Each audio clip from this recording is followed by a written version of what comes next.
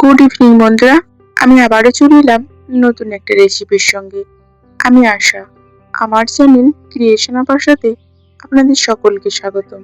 আজ আমি আপনাদের সঙ্গে শেয়ার করব পটল দিয়ে ডিমের রেসিপি। তো এখানে পটলগুলো বেশ ফ্রেশ, দেখতেই পাচ্ছেন। সবজি যত ফ্রেশ হয় তত টাইট হয়। অন্যান্য সবজিগুলো যেমন খোসা ছাড়ালেই হয়ে যায়, পটল ছাড়ানোর ক্ষেত্রে কিন্তু বিশেষ পদ্ধতি অবলম্বন করতে হয়।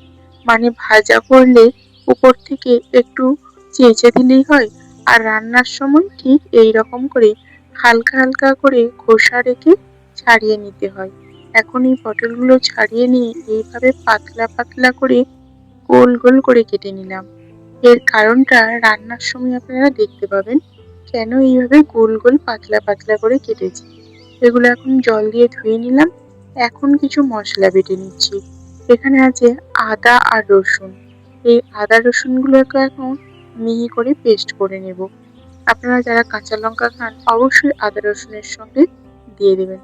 মশলাগুলো আমার বাটা হয়ে গেছে, এখন আমি তুলে নিলাম। এরপর উনান জেলে কড়াইটা বসিয়ে দিয়েছি। কড়াইটা ততক্ষণ গরম হোক। এখানে আমি ডিমগুলো ফাটিয়ে নেব। এখানে আমি দুটো ডিম নিয়েছি, আপনারা প্রয়োজন মতো নেবেন। তবে যে কোনো জিনিসে চিনি যত দেওয়া যায় মিষ্টি তত বেশি হয়। তবে আমি এখানে দুটো ডিমই দিলাম। ডিমগুলো ফাটানো হয়ে গেছে, এখন কড়াইটাও গরম হয়ে গেছে। অল্প একটু সরিষার তেল দিয়ে দিলাম। এরপর ডিমটাতে অল্প একটুখানি লবণ দিয়ে এইভাবে ফেটিয়ে নিচ্ছি। এখন তেলটা গরম হয়ে গেছে, ফেটানো ডিমটা দিয়ে দিলাম। এরপর অল্প একটুখানি সময় অপেক্ষা করতে হবে যাতে তলাটা একটু শক্ত হয়ে যায়। এখন কিন্তু আমি উল্টাবো না, উল্টালে কিন্তু দুই দিকটাই শক্ত হয়ে যাবে আর ডিমটা এইভাবে গুঁড়ো করতে অসুবিধা হতো। সেই কারণে আমি হালকা একটু নাড়াচাড়া করে দিলাম, না উল্টিয়েই। দেখুন কত সুন্দরভাবে ভুজিয়া হয়ে গেছে। এখন ডিমের ভুজিয়াগুলো সুন্দরভাবে ভেজে নিয়ে তুলে নিলাম। এরপর কড়াইতে আর কোনো তেল এক্সেস নেই, তাই দিয়ে দিলাম পরিমিত সরিষার তেল। এখন ফোড়নে দিচ্ছি কালো জিরা। এরপর অল্প একটুখানি নাড়াচাড়া করে দেব। এরপর দিয়ে দিলাম দুটো বড় সাইজের পেঁয়াজ কুচি। এখানে একটু পেঁয়াজ কুচিটা বেশি দিলে টেস্টটা ভালো হয়। পেঁয়াজ কুচিটা অল্প কিছুক্ষণ নাড়াচাড়া করে কালারটা হালকা চেঞ্জ হলে দিয়ে দিলাম আদা রসুনের পেস্ট।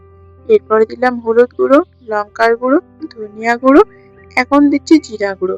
অবশেষে দিয়ে দিলাম লবণ। এরপর মশলাটা বেশ কিছুক্ষণ কষিয়ে নেব। এখানে জল দেওয়ার প্রয়োজন হলো না, কারণ এখানে আদা রসুনের পেস্টের সঙ্গে জল ছিল। এরপর দিয়ে দিলাম একটা বড় সাইজের টমেটো কুচি। এরপরেও জল দিতে হবে না, কারণ টমেটো থেকে জল ছাড়বে। এরপর বেশ কিছুক্ষণ কষিয়ে নিলাম। যখন টমেটোটা মেল্ট হয়ে আসবে, মশলা থেকে তেল ছেড়ে দেবে, দেখেই বোঝা যাবে, তখন আমি দিয়ে দেব সুন্দর করে ভেজে নেওয়া ডিমের ভুজিয়া।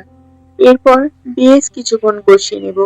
আমরা অন্যান্য রেসিপিতে ডিমের ভুজিয়া বা ডিমগুলো শেষের দিকে ইউজ করে থাকি, তবে এই রকম করে ইউজ করলে এই যে ডিমের একটা আষ্টে গন্ধ থাকে সেটা কিন্তু মোটেও থাকবে না, আর তরকারির টেস্টটা ডেফিনেটলি একটু অন্যরকম হবে। এরপরে দিয়ে দিলাম অল্প একটু জল। এখন দিয়ে দিলাম পটলগুলো। এরপর অল্প কিছুক্ষণ কষে আমি চাপা দিয়ে দেব, কারণ এখনই পুরোপুরি কষানো সম্ভব নয়, কারণ মশলা আর পটল সবগুলোই কাঁচা আছে এবং গোটা গোটা আছে। সেই কারণে কুকিং প্রসেসটা একটুখানি এগিয়ে নেওয়ার জন্য এটাকে চাপা দিয়ে আমি 5 মিনিটের জন্য ফুটিয়ে নেব। 5 মিনিট পর খুলে দেখে নিচ্ছি। দেখুন অনেকটাই সিদ্ধ হয়ে গেছে এবং ঝোলটাও অনেকটা কমে গেছে। এখন বেশ কিছুক্ষণ নাড়াচাড়া করে কষিয়ে নিলাম। এরপরে দিয়ে দিলাম অল্প একটু গরম মশলা পাউডার। তারপর আবারও কিছুটা নাড়াচাড়া করে দেব, যাতে গরম মশলাটা সবজির সঙ্গে খুব সুন্দরভাবে মিক্স হয়ে যায় এবং পুরো রান্নাটা যাতে মাখো মাখো হয়।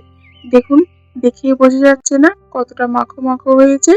এখন আমি চাপা দিয়ে 5 মিনিটের জন্য স্ট্যান্ডিং টাইম দেব। অবশ্যই উনানে কোনো আঁচ থাকবে না। বন্ধুরা, রেসিপিটা আমার কমপ্লিট। তবে এখানে বলে রাখি, এই রেসিপিটা ভাত, রুটি, লুচি, পরোটা সবের সঙ্গেই যাবে। তবে লুচি, রুটি, পরোটার সঙ্গে সার্ভ করতে হলে গরম মশলা দেওয়ার সময় অবশ্যই একটু চিনি দিয়ে দেবেন। তো রেসিপিটা আপনাদের কেমন লাগলো অবশ্যই কমেন্ট করবেন, অবশ্যই বাড়িতে ট্রাই করবেন। আজ তাহলে আসি বন্ধুরা।